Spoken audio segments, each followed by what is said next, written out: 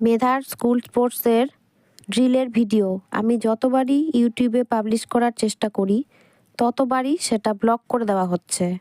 দেখাচ্ছে copyrighted item এবং সেটা হচ্ছে সং। যে গানটার তালে ড্রিলটা হচ্ছে সেই অরিজিনাল সাউন্ডটাই তো আমি রেখেছিলাম। আমি এক্সট্রা করে তো কোনো গান সেট করিনি।